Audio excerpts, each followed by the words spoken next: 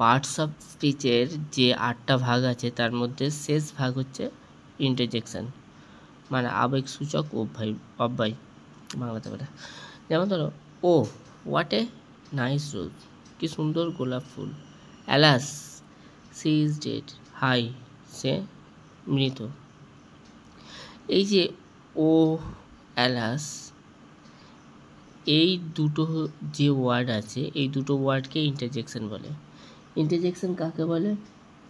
যে ওয়ার্ডের দ্বারা আনন্দ, দুঃখ, কষ্ট, ঘৃণা, রাগ প্রকাশ পায়। ধরো একটা সেন্টেন্সে যে ওয়ার্ডের দ্বারা কোনো কিছু রাগ, কষ্ট, দুঃখ, আনন্দ প্রকাশ পায় তাকে ইন্টারজেকশন বলে।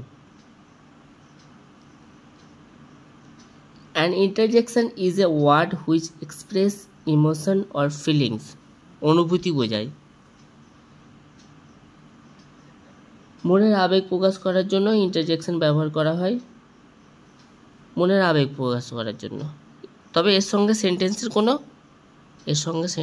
কোনো সম্পর্ক বা রিলেশন থাকে না,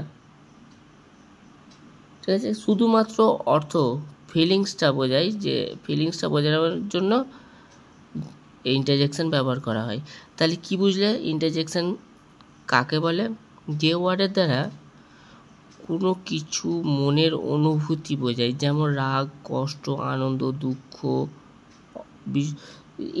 মানে ইত্যাদি জিনিসগুলো, যেগুলো মনের অনুভূতি বোঝাতে কাজে লাগে।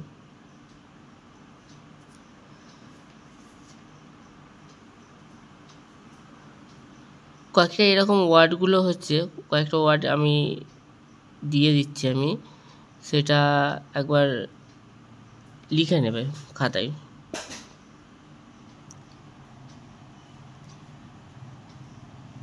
বিস্ময়সূচকের কয়েকটা ইন্টারজেকশন ওয়ার্ড।